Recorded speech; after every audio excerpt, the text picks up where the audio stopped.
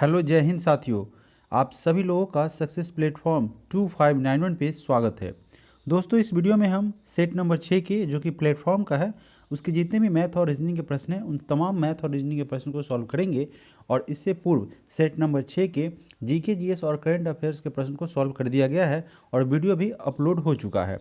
जितने भी स्टूडेंट इस वीडियो को यानी कि सेट नंबर 6 के या उससे पहले सेट नंबर 1 से लेकर 6 नंबर तक के वीडियो को मिस किए हैं, नहीं देखे हैं, पहली बार इस चैनल से जुड़े हैं, तो साथियों वीडियो को ज़रूर देखेंगे। काफ़ी बारीकी से समझाया गया है, इजी लेवल, एकदम इजी तरीके से, ताकि आपको समझ में आएगा। इसके अलावा चैनल पे पहली बार आएंगे तो ज़रूर साथियों सब्सक्राइब करेंगे, साथ ही साथ बेल आइकन को प्रेस करेंगे और नोटिफिकेशन में ऑल ऑप्शन को ज़रूर क्लिक करेंगे। इससे जब भी वीडियो अपलोड किया जाएगा तो सबसे पहले आप तक नोटिफिकेशन पहुंचेगा। और इसके अलावा आपका यहाँ पे आरबीडी पब्लिकेशन का सेट नंबर 1 जो है वह कंप्लीट हो चुका है। तो चलिए सेट नंबर 6 जो कि प्लेटफॉर्म का है उसके मैथ और रीजनिंग के प्रश्न को यहाँ से सॉल्व करते हैं। 76 नंबर प्रश्न से इसकी शुरुआत हो रही है। पहला प्रश्न है कि यदि साधारण ब्याज पर कोई धन 12 वर्षों में दोगुनी हो जाती है तो वार्षिक ब्याज की दर क्या होगी। साथियों 12 वर्ष यहाँ पे टाइम आपको पता चल गया है ना।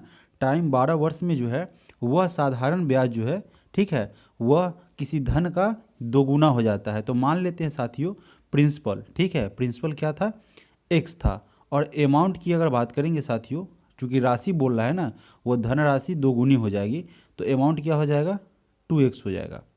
तो साथियों अमाउंट आपको पता है, यानी कि जिसको हम हिंदी में मिश्रधन के नाम से जानते हैं, और यहाँ पे प्रिंसिपल यानी कि मूलधन है। तो मूलधन में से अमाउंट यानी कि मिश्रधन में से मूलधन को घटाएंगे तो आपका ब्याज पता चल जाएगा, है ना, ब्याज जिसे इंटरेस्ट कहते हैं। अगर मिश्रधन आपका 2x है और प्रिंसिपल क्या है आपका x है, तो आपका ब्याज कितना हो जाएगा, 2x माइनस एक्स, जो कि x के बराबर हो जाएगा। तो प्रश्न में क्या कह रहा है, देखिए SI बराबर फॉर्मूला होता है P into T into R by 100, है ना। तो आपका SI यहाँ पे यानी कि ब्याज कितना हो गया, ब्याज की अगर बात करेंगे तो यह आपका x हो जाएगा, है ना, सिंपल इंटरेस्ट x हो जाएगा। और P की अगर बात करें साथियों तो P आपका एज्यूम किया हुआ है, माना हुआ है ₹1। टाइम साथियों हमें निकालना है, नहीं टाइम यहाँ पे दिया हुआ है, रेट निकालना है। टाइम 12 वर्ष हो गया, रेट आपका R वैसे ही रह जाएगा, 100 यहाँ पे होगा, है ना। अब चलिए इसको और आगे सॉल्व करते हैं। अब यहाँ पे क्या होगा, बेसिक्स लेवल से आपको समझाने के लिए मुझे इतना समय लगेगा, है ना। 100x हो जाएगा और यहाँ पे साथियों क्या रह जाएगा, R को रहने देते हैं, x आपका नीचे आएगा और 12 भी आपका नीचे आएगा, x से x आपका कट जाएगा, ठीक है ना। साइन ऊपर नीचे है इसके लिए आप ध्यान नहीं देंगे, साइन यहाँ होगा। तो साथियों अगर x से x काटेंगे, अब क्या करना है, 4 से 3 बार में कटेगा और 4 से यह आपका 25 बार में कैंसिल होगा। 25/3 यानी कि 25/3 का अगर हम तोड़ेंगे तो क्या होगा, 3 8 जा 24 और 1 5, यानी कि 8.1/3% इसका आंसर हो जाएगा। यह आपका कौन से नंबर ऑप्शन में है देख लीजिए, यह आपका ऑप्शन नंबर सी में दिया हुआ है, तो सी नंबर यहाँ से आपका करेक्ट आंसर होगा। चलिए बढ़ते हैं अगले प्रश्न की तरफ। प्रश्न संख्या 77, अर्धवार्षिक रूप से संयोजित 20% वार्षिक ब्याज यानी कि वार्षिक चक्रवृद्धि ब्याज की दर से कितने समय में 10,000 रुपये की धनराशि जो है वह 13,310 रुपये हो जाती है। तो सबसे पहले आप यह ध्यान रखेंगे, यह अर्धवार्षिकी ब्याज लेगा, यानी कि हर 6 महीने पर लेगा, यानी कि साल में कितना बार लेगा, 2 बार ब्याज लेगा। अब देखिए टाइम आपसे पूछा जा रहा है, तो साथियों जब 2 बार ब्याज लेगा तो 20% लेगा तो 40% हो जाएगा ना साथियों। तो इसलिए क्या करेगा, यह 20% को 2 से डिवाइड कर देगा, चूँकि हर 6 महीना पर ले रहा है तो कितना लेगा, 10% लेगा, ठीक है। अब देखिए यहाँ पे क्या हो रहा है, कंपाउंड इंटरेस्ट यानी कि चक्रवृद्धि ब्याज का अगर फॉर्मूला जानते होंगे तो फॉर्मूला होता है साथियों अमाउंट बराबर P इंटू 1 प्लस R/100, है ना, 100 और पावर आपका T। अमाउंट आपका कितना हो जाता है, 10,000 रुपये की राशि जो है 20% की चक्रवृद्धि ब्याज की दर से अर्धवार्षिकी ब्याज के रूप में अगर काउंट किया जाए तो कितने समय में 13,310, यानी कि अमाउंट क्या हो जाता है, 13,310 10 हो जाता है, और प्रिंसिपल आपका कितना है 10,000। 10,000 यहाँ रह जाएगा, ठीक है, देखिए 10,000 यहाँ रह जाएगा। और उसके बाद यहाँ पे साथियों 1 प्लस रेट 20 था, चूँकि हर 6 महीने पर रेट ऑफ इंटरेस्ट अर्धवार्षिकी है, तो rate of interest divided by 2 हो जाएगा, आधा हो जाएगा। तो यहाँ पे क्या हो जाएगा 10/100, और पावर टी यानी कि समय हमें नहीं पता है। अब देखिए, अब यहाँ पे क्या होगा, यह 13,310 के नीचे आपका 10,000 आ जाएगा, ठीक है, यहाँ तक क्लियर है। फिर यहाँ पे आपका कितना हो जाएगा, 10 से 10 बार में कटेगा, और यहाँ पे साथियों आपका 10 और 11 हो जाएगा, क्योंकि 1 और 10 का एलसीएम 10 होता है। 1 से 10 10 बार में कटेगा, 10 और 1 11 हो जाएगा, है ना। तो यहाँ पे टी रह गया, एक ज़ीरो से एक ज़ीरो को काट देंगे, ठीक है। अब साथियों 11/10 इसका क्यू करेंगे, क्यों, क्योंकि 11 का अगर क्यू करते हैं तो 1331 आता है, और 10 का क्यू करते हैं तो 1000 आता है, यानी कि 1000 आता है। तो यहाँ पे क्यू सही हो गया, और 11/10 यहाँ पे भी है, ठीक है। और पावर कितना है टी, यानी कि समय हमें नहीं पता है। तो साथियों क्या होता था, बेस इक्वल रहता था, और पावर जो रहता था, अगर बेस इक्वल हो और पावर जो भी हो तो ऐड होता था। यहाँ पे क्या है साथियों, बेस इक्वल है ना, तो यहाँ पे 11/10 है, ये इसको हटा देगा, टाइम कितना हो जाएगा साथियों, यहाँ पे t इक्वल टू टाइम 3 निकल जाएगा।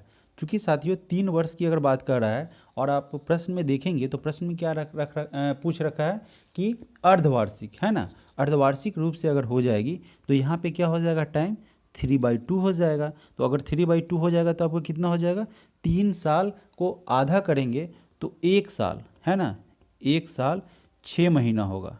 अब देखिए ऐसा ऑप्शन में कहीं है, अब देखिए ऐसा ऑप्शन में कहाँ पे है, यहाँ पे ऑप्शन नंबर ए में दिया हुआ है, ठीक है, 1 साल और आधा वर्ष यानी कि 6 महीना। ऑप्शन नंबर ए आपका यहाँ से क्या हो जाएगा, करेक्ट आंसर बनेगा।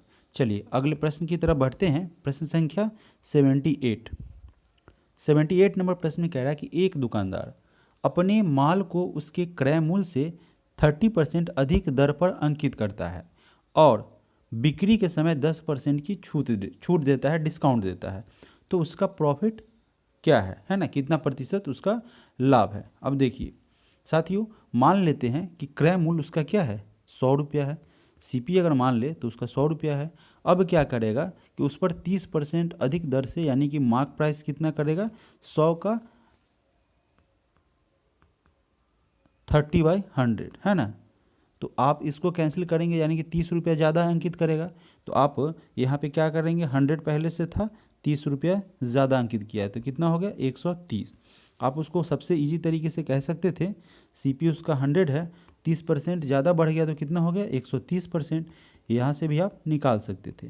तो यहाँ पे मार्क प्राइस कितना हो जाता था, मार्क प्राइस हो जाता है इसका 130, ठीक है, क्लियर है। तो आपका सीपी साथियों हमने अभी एज्यूम किया था 100, मार्क प्राइस इसका हो जाएगा 130, और फिर क्या कह रहा है कि बिक्री के समय 10% की छूट देगा, तो अंकित मूल्य यानी कि मार्क प्राइस पर ही डिस्काउंट देगा। तो डिस्काउंट देगा तो सेलिंग प्राइस कितना हो जाएगा, यानी कि मार्क प्राइस का कितना 10% का छूट देगा 90/100, यानी कि 130 × 90/100, 0 से 0, 0 से 0 कट जाएगा। 13 में 9 से मल्टीप्लाई करेंगे तो कितना हो जाएगा 117। अब साथियों 117 रुपया में बेचा है, 100 रुपया में ख़रीदा है, तो कितना फ़ायदा हुआ, 17 रुपया का उसको फ़ायदा हुआ। अगर प्रतिशत भी निकालेंगे तो आपका 17% आपका प्रॉफिट आ जाएगा। वो किस तरीके से साथियों, चूँकि 17 रुपया का फ़ायदा है तो प्रॉफिट परसेंटेज बराबर क्या होता है, प्रॉफिट बाय सीपी। प्रॉफिट आपका 17 रुपया है और सीपी 100 रुपया है इंटू 100, है ना। तो यहाँ पे 17% आपका प्रॉफिट हुआ है। तो यहाँ हमारा आंसर हो जाएगा option number D. Option number D यहाँ से आपका करेक्ट आंसर हो जाएगा। चलिए अगले प्रश्न की तरफ बढ़ते हैं।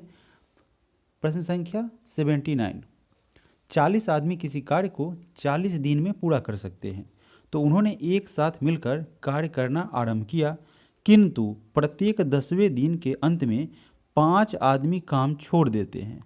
कार्य कितने समय में पूरा होगा। प्रश्न को समझेंगे तो पूरा पूरा आंसर सॉल्व हो जाएगा। साथियों 40 आदमी किसी काम को 40 दिन में ख़त्म करेंगे यानी कि फिनिश करेंगे, तो टोटल काम यहाँ पे कितना बन गया 1600। ठीक है, चलिए इतना समझ में आ गया। लेकिन अब क्या कह रहा है कि उन्होंने एक साथ मिलकर यानी कि ये 40 लोग एक साथ शुरू करेंगे, किंतु प्रत्येक 10 दिन के अंत में 5 आदमी छोड़ देगा। तो 10 दिन तक तो 40 आदमी काम करेगा, तो कितना करेगा 40 गुने 10 कितना होगा 400 काम होगा। ठीक है, टोटल आपके पास 1600 काम है। अब क्या करेगा 5 आदमी छोड़ देगा, 10 दिन तक काम करने के बाद 5 आदमी छोड़ देगा। तो पहले 40 था, अब कितना हो जाएगा साथियों 35 लोग हो जाएंगे। और यह कितने दिन काम करेंगे 10 दिन काम करेंगे, तो 350 काम होगा। ठीक है, अब फिर क्या करेंगे साथियों 5 लोग छोड़ देंगे, तो 30 आदमी काम करेंगे, वो कितने दिन 10 दिन, तो कितना काम हो जाएगा 300 काम हो जाएगा, है ना। अब फिर 5 लोग छोड़ेंगे तो 25 लोग हो जाएंगे, और 10 दिन काम करेगा तो 25 दहाई 250 काम होगा। ठीक है, काउंट करते रहेंगे कि यह नंबर को अगर ऐड करेंगे तो 1600 से ज़्यादा जा रहा है या 1600 से कम है। 1600 से कम रहेगा तो बेहतर रहेगा।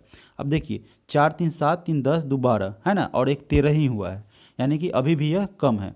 चलिए इसके बाद अगर साथियों हम बात करेंगे तो 40 से 35, 35 से आपका 30, 30 से 25, अब कितना हो जाएगा 20, और 10 लोग काम करेंगे तो कितना हो जाएगा 200, 200 हो जाएगा। अब साथियों इसको ऐड कर देते हैं। ठीक है, चूँकि 4 3 7 3 10 2 12 2 14 और यह 50 और 50 कितना हो जाएगा 15, 1500 काम कंप्लीट कर लिया, है ना। 1500 काम करने में उसे कितने दिन लगेंगे साथियों 10 ये 10 ये 10 ये 10 ये, यानी कि 10 कितने बार 5 बार में, तो 50 दिन तो ऐसे लग गया। अब साथियों कितना काम उसके पास बच गया, 1600 में 1500 काम हुआ तो 100 बच गया, है ना। उस 100 को साथियों इस 20 आदमी 10 दिन काम किया होगा, उसके बाद कितना लोग बचा होगा 5 फिर कम गया होगा, तो 15 लोग बच गए होंगे। तो अब इसको यहाँ पे कैंसिल करते हैं, 5 से 3 बार में और 5 से आपका 20 बार में कैंसिल हो जाएगा, है ना। तो आपका देखिए 50 लोग तो यहाँ पे हैं ही हैं। अब इसको यहाँ पे तोड़ते हैं, 3 छक 18 और 2 20, तो कितना हो गया साथियों 50 में इस 6 को ऐड करेंगे तो 56.2/3। अब देखिए ऐसा आंसर आपका कहाँ है, ऑप्शन नंबर ए में दिया हुआ है। आशा करते हैं आपको बेहतर तरीके से साथियों समझ में आया होगा। बढ़ते हैं अगले प्रश्न की तरफ, प्रश्न संख्या 80। इस प्रश्न में साथियों बहुत सारे स्टूडेंट फंसते हैं। शुरुआत में जब हम भी इसको सॉल्व करते थे तो उस दौरान परेशानी हुई थी, लेकिन जब आप इसके कंसेप्ट को समझ जाइएगा तो प्रश्न बहुत आसान हो जाएगा। प्रश्न में कह रहा है कि यदि समान योग्यता वाले, यानी कि दोनों के इफिशियंसी यहाँ पे समझेंगे। योग्यता का मतलब क्या, जितना यह काम फिनिश करेगा ए उतना बी काम फिनिश करता है, तो समान इफिशियंसी। ठीक है, समान योग्यता वाले 2 व्यक्ति, पर्सन कितना होगा यहाँ पे 2 व्यक्ति हो गया, है ना। और यह कर्तव्य की साथ बात कर रहा है साथियों, वर्क की बात कर रहा है। ठीक है, और यहाँ पे 2 दिन में करेगा, है ना, डे के बात कर रहा है ना। तो आपको क्या पता चल गया साथियों, यहाँ पे 2 दिन में कर रहा है, कितने काम को कर रहा है 2 कर्तव्य, यानी कि 2 काम को कर रहा है। कितने व्यक्ति साथियों 2 व्यक्ति, यानी कि साथियों यहाँ पे मैन पुरुष की बात करें या मैन पावर की बात कर रहे हैं, तो यहाँ 2 व्यक्ति 2 काम को, है ना, 2 दिनों में संपन्न कर रहे हैं। तो प्रश्न में क्या कह रहा है साथियों कि यहाँ पे अब यहाँ पे 100 व्यक्ति, यानी कि साथियों अगर मैन की बात करें मैन पावर की तो 100 व्यक्ति, M2 आपका कितना हो जाएगा 100, है ना। और यहाँ पे क्या कह रहा है 100 कर्तव्य, तो साथियों वर्क W2 कितना हो जाएगा, वर्क दूसरा है, ठीक है ना। तो यह 100 और कितने दिन में समाप्त कर लेंगे, है ना, यानी कि डे D2 आपको पता ही नहीं है, D2 यहाँ पे आपको पता नहीं है। तो साथियों आराम से इसे देखिए क्या लिखेंगे, M1 D1 बाई W1, चूँकि आपको साथियों निकालना है, क्या चीज़ निकालना है, आपको दिन निकालना है, कितने दिन में कंप्लीट करेंगे। और साथियों यहाँ पे क्या हो जाएगा M2 D2 बाई W2। अब देखिए इसको सॉल्व करते हैं, बहुत ही आसान है। M1 आपको क्या आया था 2, यहाँ भी क्या आया था साथियों 2 आया था। और कितने दिन में 2 आदमी 2 दिन में कितने करेंगे वर्क, 2 काम करेंगे। और यहाँ पे कितने आदमी थे 100 आदमी है। आपको पूछ रहा है कितने दिन में समाप्त करेंगे, पता नहीं है। और साथियों वर्क कितना है 100 काम करना है, तो तो यहाँ से देखिए आसानी से इसे सॉल्व कर पाएंगे। इस 100 से इस 100 को काट दीजिए, ठीक है, 100 से 100 कैंसिल हो गया। अब यहाँ पे क्या हो जाएगा साथियों, 2 से 2 कट गया, तो आपका D2 बराबर क्या हो जाएगा, 2 हो जाएगा। तो साथियों 100 आदमी 100 काम को 2 दिन में पूरा करेंगे। अब देखिए यहाँ पे ऑप्शन नंबर डी में ऐसा दिया हुआ है, ऑप्शन नंबर डी आपका करेक्ट आंसर हो जाएगा। बढ़ते हैं अगले प्रश्न की तरफ। प्रश्न संख्या 81। ए किसी वस्तु को बी को 10% के लाभ पर बेचता है। चलिए कोई दिक्कत नहीं है। बी उस वस्तु को वापस ए को 10% की हानि पर बेचता है। तो पूरे सौदे में क्या हुआ, अब देखिए ए किसी वस्तु को, मान लेते हैं साथियों ए का ऐसे लिखते हैं आराम से समझा के, ए का सीपी कितना है, 100 रुपया, ठीक है, 100 रुपया है ना। अब क्या करें, किसी वस्तु को बी को 10% के लाभ पे बेचता, तो ए का सेलिंग प्राइस है ना कितना हुआ, 100 का 10% लाभ यानी कि 110। तो बी के लिए यह सीपी हो गया, बी का सीपी कितना हो गया, 110 रुपया इसका सीपी हो गया। अब यह क्या कह रहा है साथियों कि बी उस वस्तु को वापस ए को 10% के हानि पर बेच रहा है, यानी कि बी के लिए तो यही ना सीपी है, और बी इसको 10% हानि पे बेचेगा, यानी कि बी के लिए सेलिंग प्राइस कितना हो जाएगा, बी के लिए सेलिंग प्राइस होगा 110 का कितना परसेंट, 10% हानि, यानी कि 90% पर यह बेच देगा। तो साथियों यह बन जाएगा आपका कितना, 99 रुपया है ना। अब यह 99 रुपया में उसको बेचेगा, तो इसका खरीदारी कितना पड़ गया साथियों। अब देखिए पहले इसको फ़ायदा कितना हुआ था, इसका सेलिंग प्राइस 110 था ना, पहले ये क्या किया था, ए इसको 110 में बेच दिया था, 110 रुपया में। अब उससे वापस यह 99 रुपया में खरीदेगा साथियों, तो 10 में से 9 गया 1, और यहाँ पे 10 में से 9 गया 1, 11 रुपया का उसको क्या हो जाएगा, लाभ हो जाएगा। अगर इस तरीके से भी अगर आपको समझ में ना आए तो बेहतर तरीका और ईजिली तरीके से इसको हम गर्दा उड़ा देंगे। देखिए कैसे होगा, यहाँ पे पहले उसका 100 रुपया लगा, बेचा कितना में, 110 रुपया में। ऐसे समझिए इसको कितना रुपया प्रॉफिट हुआ, 10 रुपया प्रॉफिट हो गया। अब इससे यह वापस कितना में खरीद रहा है, 99 में खरीद रहा है, ठीक है। पहले तो 10 रुपया ही कमा लिया ना, 100 रुपया में खरीद के 110 में बेच के यह 10 रुपया लाभ कमा लिया। अब उससे 99 रुपया में वह वापस खरीद रहा है, तो इस पर 1 रुपया और इसको फ़ायदा ना हो गया। 100 रुपया में खरीदता तभी तो 10 रुपया फ़ायदा होता, अब 99 रुपया में खरीद रहा है तो 1 रुपया और इसको फ़ायदा हो गया, तो कितना हो गया, 11 रुपया। आप सेलिंग प्राइस इसका 110 में से इसका सीपी घटा दीजिए, जब वो वापस इससे ख़रीदा है तो भी आपका 11 आएगा, या नहीं तो इस तरीके से आप समझेंगे तो भी आपका 11 आएगा। तो 11 रुपया उसका लाभ हुआ। और परसेंटेज की अगर बात करें कितना परसेंट का प्रॉफिट हुआ, तो साथियों अब उसका शुरू में सीपी था, याद रखेंगे साथियों, यह जो सीपी था, अगर सीपी की बात करेंगे तो यह सीपी था शुरू में 10 रुपया, तो लाभ हुआ इसको कितना, 11 रुपया का, किस पे, 100 रुपया पे। तो क्या बन जाएगा आपका, 11% बन जाएगा इजली। चलिए बढ़ते हैं अगले प्रश्न की तरफ। प्रश्न संख्या 82। अब देखिए 82 में पूछा गया है, यदि किसी समबाहु त्रिभुज के परिवृत्त तथा अंतर्वृत्त के क्षेत्रफलों में अंतर यानी कि डिफरेंस 44 सेंटीमीटर हो तो त्रिभुज का क्षेत्रफल निकालें। इसके लिए साथियों आपको एक फिगर ड्रॉ करके बताना होगा। फिगर अगर बात करें साथियों एग्जैक्टली तो नहीं ड्रॉ हो पाएगा, फिर भी आप थोड़ा सा मैनेज कर लेंगे। यह आपका क्या है, सर्किल है, और इसके अंदर साथियों देखिए एडजेक्ट नहीं है, इस टाइप का है ना, और फिर इसके अंदर साथियों देखिए एक आपका ये ड्रॉ हो गया। अब इसमें क्या कह रहा है, प्रश्न को पढ़िए, किसी समबाहु त्रिभुज के परिवृत्त तथा अंतर्वृत्त, परि यानी कि इसके बाहरी का ये वाला परिवृत्त, समझाने के लिए थोड़ा गंदा होगा लेकिन समझ में आएगा, और अंतर्वृत्त साथियों ये हो गया इसके अंदर, समबाहु त्रिभुज के यह बाहरी वृत्त हो गया और यह इसके अंदर का वृत्त हो गया। अब प्रश्न में क्या कह रहा है कि उनके दोनों क्षेत्रफल है ना, परिवृत्त यानी कि बाहर का और अंतर्वृत्त के क्षेत्रफलों का अंतर कितना है, 44 सेंटीमीटर है। अब आप इसको ए मान ले, इसे बी मान ले, इसे सी मान ले, और यहाँ से यहाँ साथियों इसको पूरा क्या मान ले, डी मान ले, है ना, पूरा ये वाला, इसको इस बिंदु को आप डी माने, ऊपर ए हो गया। दूसरे कलर से इसे आपको लिख के बताते हैं, है ना, यहाँ आपका डी है, यह आपका बी है, यह आपका सी है, और यह आपका ए है। अब यहाँ पे साथियों देखिए इसको आप इससे मैच कर दें, यहाँ पे इसका रेडियस निकल जाएगा, है ना, एग्जैक्टली बीच में है, इसको ओ मान लें। अब साथियों क्या होगा कि समबाहु त्रिभुज के किसी भी एक भुजा, यानी कि इसको माने सब इक्वल है, समबाहु है तो मान लेते हैं कितना है साइड। यह तो प्रश्न साथियों बहुत ही लंबा जाएगा, समय भी लगेगा, है ना। साइड को मान लेते हैं कि 2 गुना है, एक्स भी आप मान सकते हैं, वैसे 2x मान लिए, है ना। उसके बाद साथियों तो क्या हो जाएगा, BD और DC क्या होगा, इक्वल होगा, जितना यह है। अगर साथियों वैसे अगर नहीं समझ में आ रहा है तो कोई भी साइड आपका 2x मान लिए, ये भी 2x है, ये पूरा का पूरा यहाँ से यहाँ 2x है, यह भी 2x होगा, चूंकि समबाहु त्रिभुज है।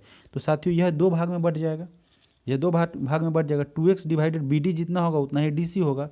तो साथियों BD और DC कितने के बराबर होगा, 2x/2 यानी कि x हो जाएगा। ठीक है, यहाँ से समझ में आ गया।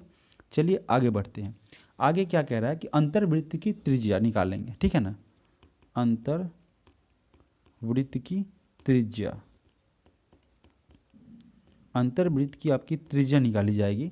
तो यह हो जाएगा साथियों OD। अब देखिए यह जो त्रिज्या है रेडियस यहीं से यहाँ तक है ना। तो OD अगर साथियों अगर इसका हम निकालेंगे तो OD बराबर क्या हो जाएगा, 1/3 AD। अब देखिए AD क्या है, यहाँ से यहाँ तक, इसका 1/3 AD हो जाएगा। अब इसको सॉल्व करते हैं, इसे अगर हम सॉल्व करेंगे साथियों तो क्या होगा, 1/3 √2x² माइनस x²।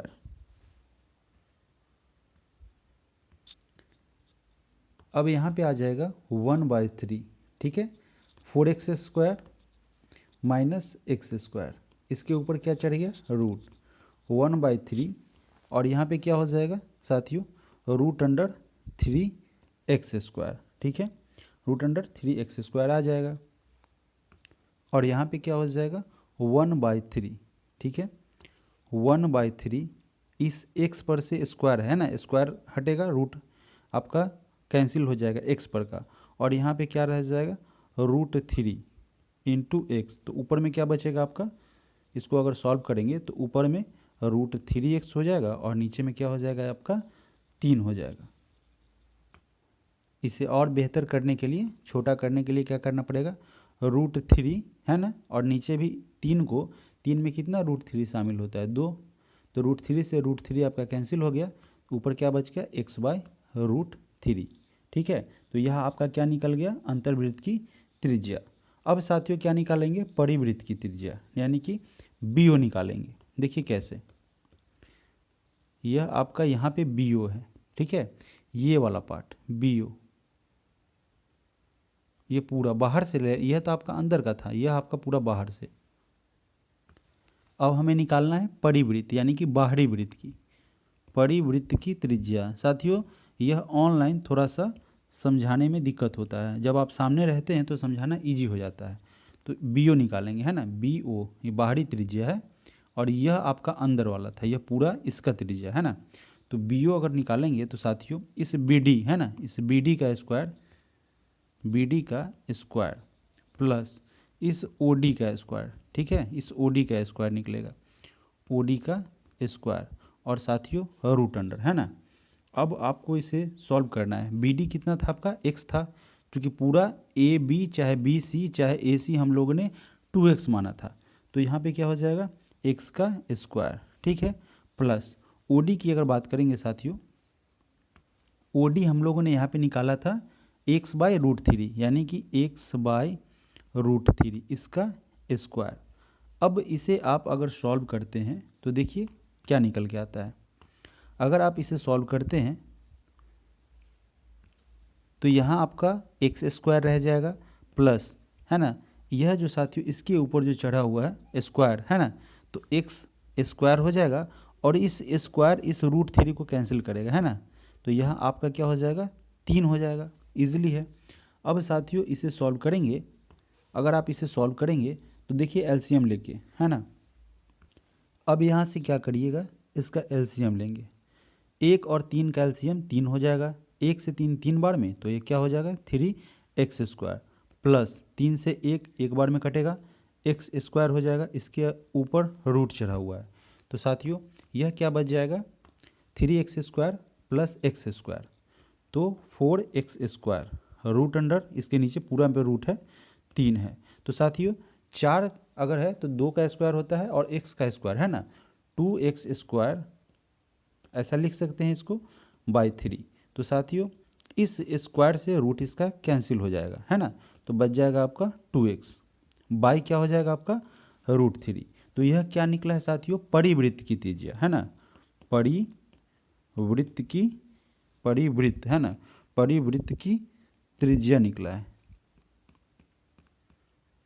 अब हमको क्या करना है, आपको दोनों का त्रिज्या पता चल गया तो अब आपके लिए जो है वो निकालना आसान रहेगा।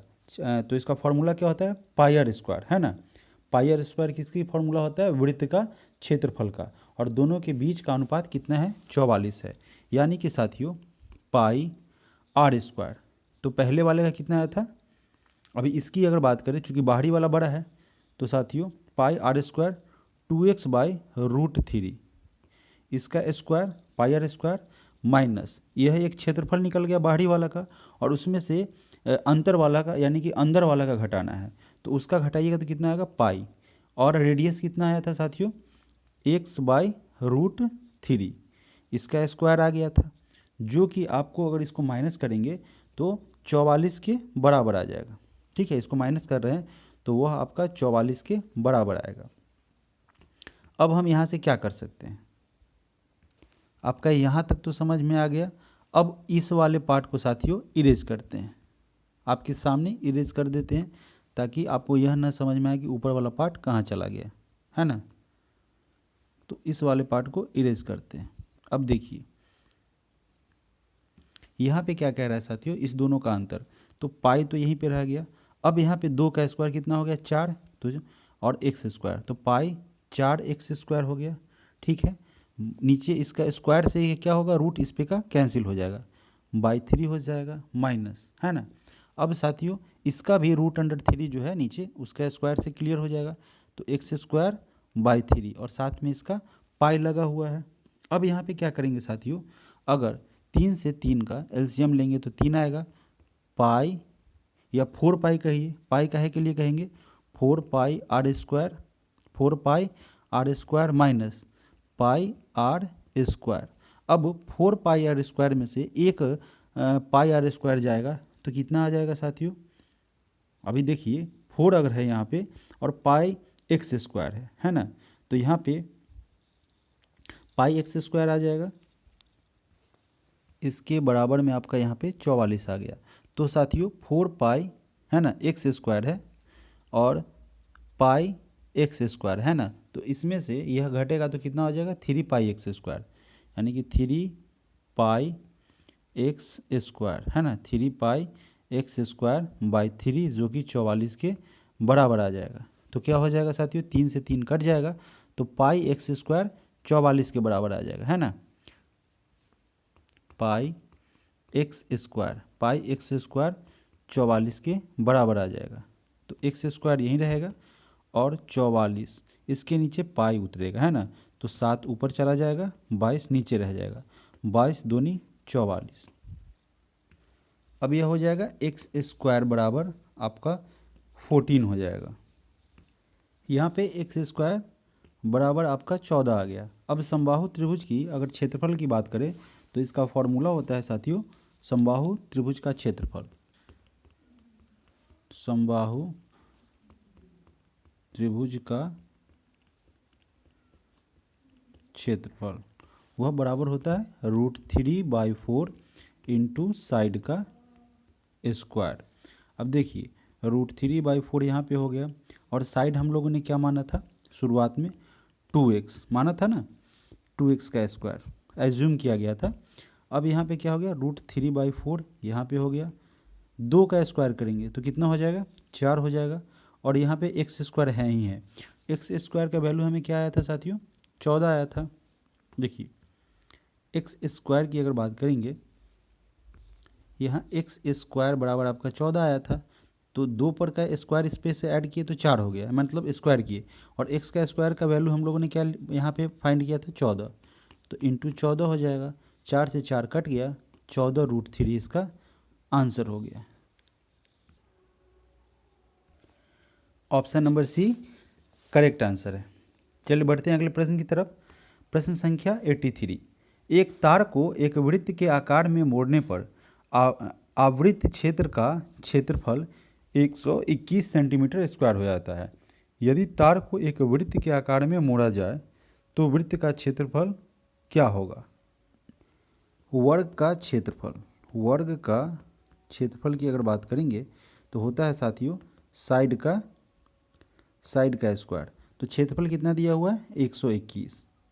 121 आपका क्षेत्रफल है। साइड का स्क्वायर यह फॉर्मूला है, स्क्वायर हटेगा इस पर रूट चढ़ जाएगा। तो साथियों साइड बराबर क्या हो जाएगा? यह स्क्वायर हटा इस पर रूट चढ़ गया, तो 121 का अगर हम रूट हटाएंगे स्क्वायर से तो क्या हो जाएगा? 11। तो आपको साइड कितना पता चल गया? 11 पता चल गया। ओके, अब देखिए साइड आपका हो गया यहाँ पे 11, लिख लीजिए।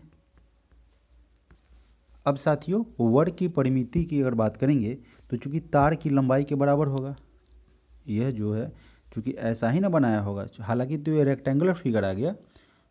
यह साथियों अगर वर्ग की बात करेंगे तो ऐसा ही होगा, है ना, इक्वल एक टाइप का। तो जो इसका चारों एरिया का बाउंड्री होगा जो इसका, तो यही इसका परिमिति होगा, यही तो लंबाई होगा, ठीक है ना। तो लंबाई परिमिति निकालेंगे, इसका परिमिति निकालेंगे। परिमिति जो होगा वह तार की लंबाई के बराबर होगा। तो परिमिति बराबर क्या होता है? यानी कि पेरीमीटर 4 इंटू साइड होता है, ठीक है। तो 4 गुने 11 यानी कि 44 सेंटीमीटर इस तार की लंबाई हो जाएगी। अब हमें क्या पता चला साथियों? अब हमें यह पता चला कि इस तार की लंबाई जो पेरीमीटर के इक्वल थी वह 44 सेंटीमीटर की होगी, ठीक है। ऐसा हमें ज्ञात हो गया। अब इसी तार को गोल राउंड मोड़ देना है ना। तो पूरा लेंथ यानी कि यह भी इसका क्या हो गया? सर्किल का पेरीमीटर हो गया, जो इसको अब सर्किल बनाया गया है, वृत्त, है ना। तो 2 पाई आर इसका फॉर्मूला होता है वृत्त का पेरीमीटर का, वह किसके बराबर हो जाएगा? 44 के बराबर हो जाएगा। अब देखिए साथियों 2 गुने 22/7 और आर यह किसके बराबर हो जाएगा? 2 पाई आर 44 के बराबर हो जाएगा, चूँकि आपका यह पेरीमीटर है और यह भी आपका पेरीमीटर है। अब देखिए 22 से यह 2 बार में कटेगा, यह भी 2 कट जाएगा, 22 दूनी 44, ऊपर भी 44। तो आपका रेडियस 7 सेंटीमीटर आ गया। अब क्या कहना है? वृत्त के आकार में मोड़ा जाए तो वृत्त का क्षेत्रफल क्या होगा साथियों? तो रेडियस हमको 7 सेंटीमीटर पता चल गया हुआ है, तो वृत्त का क्षेत्रफल बराबर होता है 22/7 यानी कि पाई आर स्क्वायर, ठीक है। पाई की जगह पर हम ऐसे ही लिखते हैं पाई आर स्क्वायर। तो साथियों पाई की जगह पर आपका आ गया 22/7, आर स्क्वायर यानी कि रेडियस 7 का 2 बार करेंगे मल्टीप्लाई, 7 से 7 कैंसिल हो जाएगा, 7 दूनी 14, 7 दूनी 14, एक 15, है ना। 154 सेंटीमीटर स्क्वायर आपका आंसर बनेगा। 154 centimetre square option number C में दिया हुआ है। अगला प्रश्न है प्रश्न संख्या 84। एक व्यक्ति तथा उसकी पत्नी की आयु का अनुपात 4:3 है, ठीक है। मान लेते हैं 4 और यहाँ पे 3 है, 4x और 3x है। अब क्या कह रहा है? 4 वर्ष के बाद इनकी आयु का अनुपात 9:7 होता है। 4 इनको भी ऐड कर दें, 4 इनमें भी ऐड कर दें। अब यह अनुपात क्या हो जाएगा? 9:7 हो जाएगा।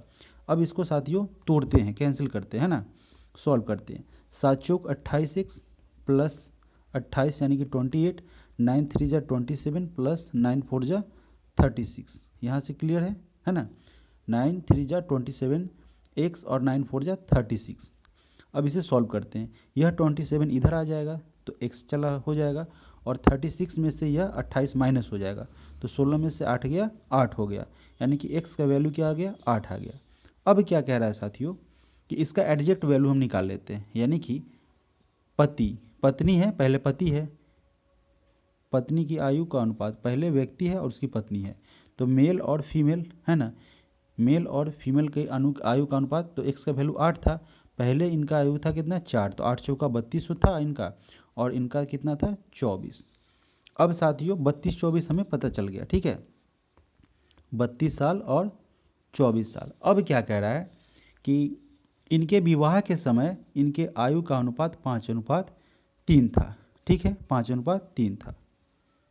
अब आपका प्रश्न कह रहा है साथियों कि इनके विवाह के समय यह अनुपात 5:3 था। तो कितने वर्ष पूर्व इनका विवाह हुआ होगा? तो साथियों मान लेते हैं पुरुष अभी कितना है, एग्जैक्ट 32 साल का, और महिला जो है 24 साल की है। तो मान लेते हैं साथियों x वर्ष पहले उनकी विवाह हुई होगी, यानी कि 32 में से x वर्ष घटा देते हैं, और 24 वर्ष पूर्व दोनों इसमें से भी x घटाएंगे कि दोनों का एक ही वर्ष मतलब सिमिलर वर्ष में एक दूसरे से शादी हो रहा है ना। तो इतना वर्ष पूर्व, x वर्ष पूर्व दोनों की शादी हुई, तब रेशियो क्या था साथियों? 5:3 था। ठीक है, 3 दूनी 6, 3 तिया 9, यानी कि 3 2 6, 3 3 9 माइनस 3x। यह x वर्ष पहले माना गया है कि उनकी शादी हुई थी। तो यहाँ से साथियों इसे सॉल्व करते हैं, और यहाँ पे कितना हो जाए? 24 पचे 120 माइनस 5x। ठीक है, यह माइनस में है 3, उधर जाके प्लस में हो जाएगा, है ना। यह माइनस में है, उधर जाके आपका प्लस में हो जाएगा। या ऐसा कर सकते हैं, यह माइनस में है ना, आपका इधर आके इसको प्लस में ले आइए, यह प्लस में ले आइए, तो 5 में से 3 चला जाएगा तो 2x हो जाएगा, और 120 में से आपका 96 को घटाना है। तो 10 में से 6 गया 4, 11 में से 9 गया आपका 2 आ जाएगा, तो 2 से यह 24, 12 बार में कैंसिल हो जाएगा। इसका मतलब है साथियों 12 वर्ष पूर्व उनकी शादी हुई थी। ऑप्शन नंबर सी यहाँ से आपका करेक्ट आंसर बनेगा। चलिए अगला प्रश्न है, यदि एक कर्मचारी की मासिक आय, उनका जो मंथली इनकम है, उसमें 2.2/3% की वृद्धि हो जाए तो उसे 72 रुपये अधिक मिलेंगे। ठीक है, अब देखिए मान लेते हैं उसका कितना रहा होगा, 100 रहा होगा, कुछ भी रहा होगा, है ना। तो उसमें कितना हो जा रहा है साथियों? 2.2/3 का वृद्धि हो रहा है। मान लेते हैं साथियों उसका 100 रुपया था मंथली। अब क्या कर रहा है, x का अपने आप में 100% होता है, तो 2.2/3% और बढ़ गया, तो कितना बढ़ गया? 102.2/3, 100 + 2 हो गया, तो 102.2/3 बढ़ गया, और इसमें से x को घटाएंगे। ठीक है, तो इनके बीच का अंतर कितना निकल जाएगा साथियों? आपका निकल जाएगा 72। ठीक है, अब इसे सॉल्व करते हैं। x इंटू 3 दूनी 6 है ना, और 306 और 2 कितना हो जाएगा? 308/3 माइनस x। अब देखिए नीचे आपका परसेंटेज के लिए 100 आ जाएगा, है ना। अब यहाँ पे हो गया 308x/300 माइनस x। ठीक है, यहाँ पे हो गया, जो कि आपका किसके बराबर है? 72 के बराबर है। अब क्या करना है, इसके नीचे एक है 300, 1 और 300 का एलसीएम 300 आ गया, 308x माइनस 1 से 300 300 बार में, तो 300 ऊपर आ गया, x आ गया, जो कि कितना है? 72 के बराबर है ना, 72 के बराबर है। तो 308 में से 300 चला जाएगा, तो 8x/300 वो किसके बराबर हो जाएगा? 72 के बराबर हो जाएगा। तो 8 से ऊपर कट जाएगा 9 बार में, तो x बराबर क्या हो जाएगा? 9 तिया 27, 2700। अब देखिए 2700 कहाँ है? ऑप्शन नंबर बी में दिया हुआ है, उसका मंथली इनकम था 2700। प्रश्न संख्या 86, रमेश अपनी आय का 20% बचत कर सकता है। तो साथियों उसकी इनकम कितनी थी? ऐसा एज्यूम करते हैं इनकम था उसका 100 रुपया, और वह सेविंग कितना कर रहा है? सेविंग क्या कर रहा है? 20% बचत कर सकता है, यानी कि 20 रुपया वह सेविंग किया। तो साथियों इनकम उसका 100 रुपया है, 20 रुपया वह बचा लेता है। तो एक्सपेंस कितना करता है? एक्सपेंस करता है 80 रुपया। ठीक है, 80 रुपया वह खर्च करता है। अब क्या कह रहा है कि 2 वर्ष बाद उसकी आय में 20% की वृद्धि हो जाती है, तो नया इनकम उसका क्या हो जाएगा? 120 रुपया। 20% बढ़ेगा तो 100 का 120%, तो 120 रुपया हो गया। अब क्या कह रहा है कि 2 वर्ष बाद जब 20% बढ़ जाता है, होने के बाद भी वह पहले जितनी ही बचत करता है, तो सेविंग क्या करता है? जो पहले था उतनी ही वह सेविंग करेगा, यानी कि साथियों 20 रुपया सेविंग करेगा। तो 120 रुपया कमाएगा, 20 रुपया सेविंग करेगा, तो खर्च कितना करेगा? यानी कि एक्सपेंस जिसे कहते हैं वह करेगा 100 रुपया। अब प्रश्न में क्या कह रहा है कि बचत कर सकता है, तो उसके खर्च में कितने प्रतिशत की वृद्धि हुई? तो पहले खर्च करता था 80 रुपया, अब खर्च कितना कर रहा है? 100 रुपया। तो क्या रुपया ज़्यादा कर रहा है? 20 रुपया ज़्यादा कर रहा है ना। कितना में बढ़ा? खर्च उसका 80 रुपया पहले था ना, तो इसी में ना बढ़ोतरी हुई, तो यहाँ 80 हो जाएगा, इंटू आपका 100 हो जाएगा, 20 चौका 80 और 4 से यह 25%, यानी कि 25 बार में कटेगा तो पहले से उसका खर्च 25% बढ़ गया। ऑप्शन बी नंबर यहाँ से हमारा करेक्ट आंसर हो जाएगा। चलिए बढ़ते हैं अगले प्रश्न की तरफ। प्रश्न संख्या 87। देखिए साथियों, यह फॉर्मूला बेस्ड क्वेश्चन है, बहुत ही आसान है। अब देखिए, यह पूरा पार्ट क्या हो गया ए, यह पूरा पार्ट हो गया बी, और यह A square minus A B plus B square. तो इसका फॉर्मूला होगा साथियों A plus B, A cube plus B cube है ना, तो ए प्लस बी और A square minus A B plus B square. नीचे भी आपका तो यही है ना, A square minus B square plus A B है ना। देखिए ए स्क्वायर यहाँ पे हो गया और यहाँ पे ए बी हो गया और प्लस बी स्क्वायर हो गया। अब इसी तरीके से साथियों यहाँ भी लिख देंगे। तो इस कंडीशन में क्या होगा, यह नीचे वाला इसको काट देगा तो सीधे क्या बच जाएगा ए प्लस बी, यानी कि 5.624 में हम 4.376 को जब हम ऐड करेंगे साथियों तो यह आपका 6 4 10, 7 2 9 1 10, 6 3 9 1 10, 5 4 9 1 10, यानी कि 10 आ जाएगा। बहुत ही साधारण प्रश्न है। चलिए बढ़ते हैं अगले प्रश्न की तरफ। प्रश्न संख्या 88। यह भी आपका फॉर्मूला बेस्ड ही प्रश्न है, अगर आप समझेंगे तो ईजिली निकल जाएगा। यहाँ पे x माइनस 1 एक्स दिया हुआ है और आपको x प्लस 1x निकालना है। तो इस तरीके के प्रश्न को साथियों आप इजीली, वैसे तो यह बिना पेन पेंसिल उठाए बनेगा, लेकिन थोड़ा सा इसमें कैलकुलेशन की आवश्यकता पड़ेगी साथियों। अभी देखिए, अगर ऐसा लिखते हैं, इसको मान लेते हैं a प्लस 1/x, इसी को तो निकालना है ना, इसी को निकालना है, तो इसका स्क्वायर करते हैं, ठीक है, जो कि साथियों x माइनस 1/x, यह भी a है साथियों, यह भी b है ना, तो 1 माइनस यानी कि a माइनस b है ना, x माइनस 1/x का स्क्वायर करेंगे, ठीक है, और इनटू इसका स्क्वायर करने के बाद प्लस क्या करेंगे 4a, a के जगह पर x है, b के जगह पर आपका 1/x है ना, तो x से तो x कट गया। अब साथियों क्या बचा, x प्लस 1/x, इसका स्क्वायर बच गया। अब x माइनस 1/x के जगह पर हमें वैल्यू क्या दिया हुआ है, देखिए 4 दिया हुआ है, तो हम क्या करेंगे यहाँ पे 4 पुट करेंगे, है ना, 4 पुट कर दिए तो 4 का स्क्वायर हो गया, नहीं पूरा 4 है तो 4 का स्क्वायर प्लस आपका क्या हो गया 4 हो गया। अब साथियों 4 का स्क्वायर, आप भी 4 का स्क्वायर करेंगे तो 16 आएगा और यहाँ पे 4 आ जाएगा, तो x प्लस 1/x का स्क्वायर के बराबर यह आ गया, यानी कि 20 आ गया। अब इस पर से यह स्क्वायर हटेगा तो यहाँ पे क्या आ जाएगा √20, जिसको आप तोड़ेंगे साथियों तो √4 × 20, 4 × 5 यानी कि 2√5 आ जाएगा, ठीक है। ऑप्शन नंबर बी आपका करेक्ट आंसर हो जाएगा। लेकिन आप कहेंगे साथियों कि आपने उस फॉर्मूला को ही पुट क्यों किया, तो देखिए साथियों हमने क्या किया था, यहाँ पे x प्लस है, यानी कि x नहीं लिखते हैं, आपको a प्लस बी के फॉर्म पे समझाते हैं, a प्लस बी का होल स्क्वायर लिखा था, है ना, और क्या लिखा था a माइनस बी का होल स्क्वायर, यही तो लिखा था, और क्या लिखा था आपका साथियों प्लस 4ab लिखा था, ठीक है ना। तो यह इक्वल का मतलब क्या होता है, इसको अगर हम सॉल्व करेंगे दोनों इक्वल आना चाहिए, मैथ में हम इक्वल काम करते हैं। तो साथियों इसको अगर आप तोड़ते हैं तो a स्क्वायर प्लस 2ab, अभी ये समझा रहे हैं, आंसर तो निकल चुका है, लेकिन आप पूछेंगे कि भाई ऐसा क्यों लिख दिया, तो दोनों इक्वल होता है इसलिए हम लिख पाएंगे। और यहाँ पे माइनस का a माइनस बी का वैल्यू 4 दिया हुआ था और हमें a प्लस बी निकालना था, तो यहाँ से दोनों काम हो जाता है, इसलिए इस फॉर्मूला को यूज किया गया है।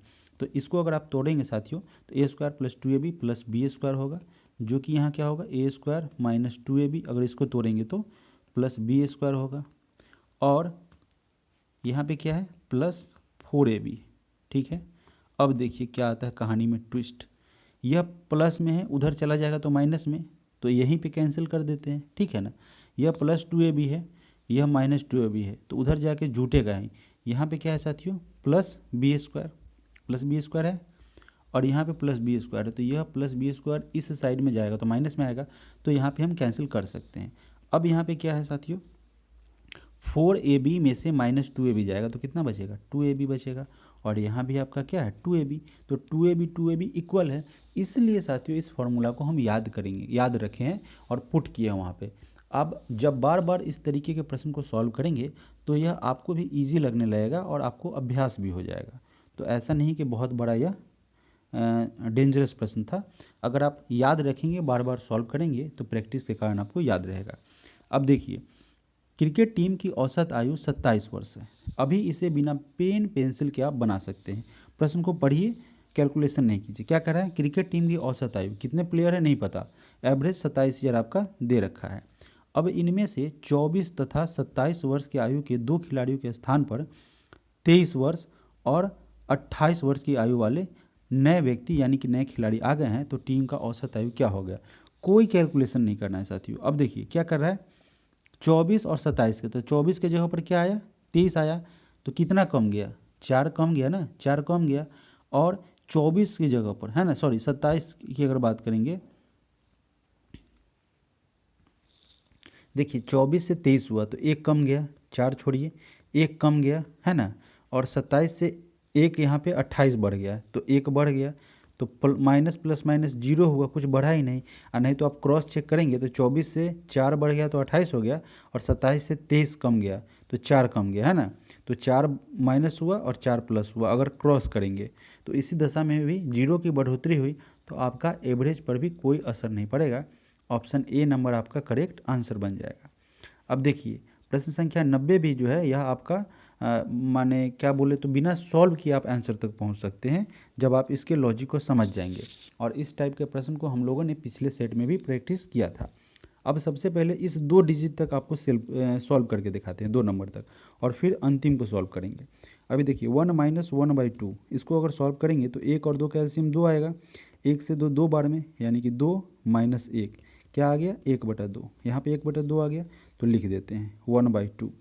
अब चूंकि यहाँ पे ब्रैकेट है यहाँ पे, तो मल्टीप्लाई होगा। अब इसको सॉल्व करते हैं, यानी कि 1 - 1/3 का 1 और 3 कैल्शियम 3, 1 से 3 3 बार में, 3 - 1 क्या आ गया, 2/3। अब 1/2 फिर क्या लिखें, 2/3। तो यह ऐसे कटेगा। फिर आगे यहाँ जो भी आएगा साथियों है ना, तो यहाँ पे आएगा 3/4। तो ऐसे कटते जाएगा, तो इधर का पहला वाला बचेगा है ना। तो पहला वाला क्या रहेगा, 1 रहेगा, ठीक है, पहला वाला बचेगा। देखिए इधर का यह पहला वाला रह जाएगा, और अंतिम में क्या रहेगा, चूंकि ऐसे ऐसे कट रहा है ना, ऐसे ऐसे कट रहा है तिरछा, तो यह बच गया। और साथियों यहाँ जो कटते जाएगा तो इधर नीचे में जो बचेगा लास्ट वाला में, तो क्या बचेगा, 1 - 1/n है ना। 1 और n का एलसीएम n होगा, 1 से n n बार में, n माइनस यहाँ पे क्या हो जाएगा 1। तो चूंकि तिरछा कट रहा था तो यहाँ पे क्या लिखा है, n - 1/n। तो यह तिरछा में ये कट जाएगा, n सिर्फ बच जाएगा है ना। तो आंसर क्या हो जाएगा, 1/n। आप इसे प्रैक्टिस करके देखेंगे, पूरा चेक करेंगे, आपका आंसर यहीं आएगा। और इस तरीके के जो भी प्रश्न होंगे साथियों, इसी तरीके से सॉल्व किए जाएंगे।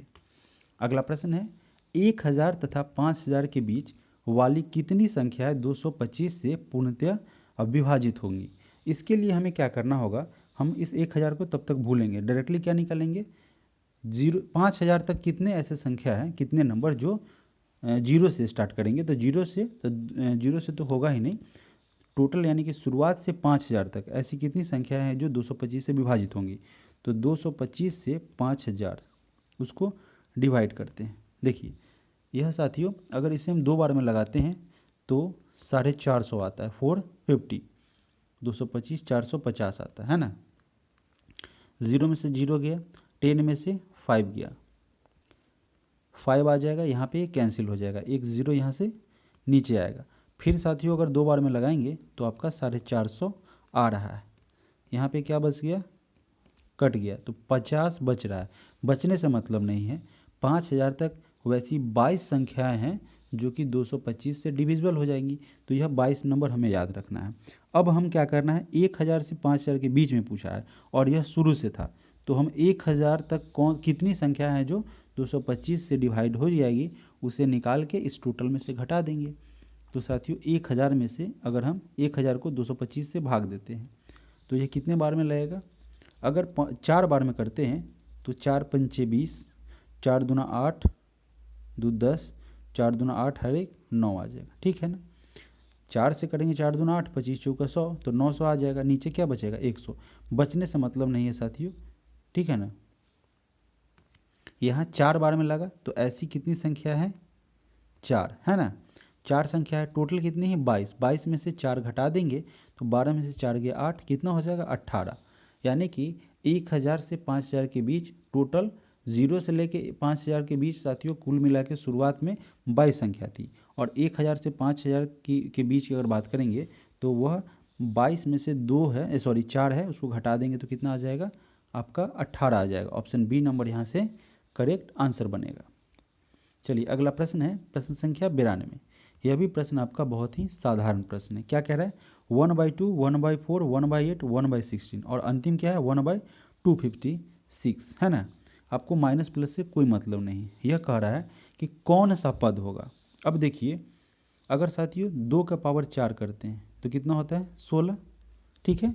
2 का पावर 4 करते हैं, 2 दूनी 4, 4 दूना 8, 8 दूना 16, तो यह भी होता है 16। अब साथियों इस 16 को इस 16 से मल्टीप्लाई करते हैं तो कितना होता है 256। यही ना आपका 256 यहाँ पे लिख रहा है।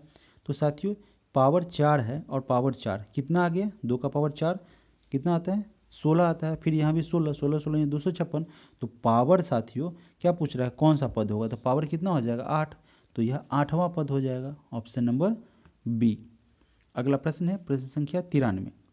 कह रहा है कि 3 कक्षाओं में छात्रों का अनुपात 2, 3, 5 के अनुपात है, तो प्रत्येक कक्षा में 20 छात्र बढ़ा देने पर यह अनुपात कितना हो जाता है 4, 5, 7 हो जाता है। तो आरंभ में तीनों कक्षाओं में कुल कितने छात्र थे। अब देखिए शुरू में कितना था 3, 2, 5, 5, 10 था, यानी कि 10x था, 10x था। अब सब में 20, 20 बढ़ गया तो कितना बढ़ गया 20 दिया 60 बढ़ गया। और अब नया क्या हो गया 5, 4, 9, 7, 16 हो गया, 16 x हो गया।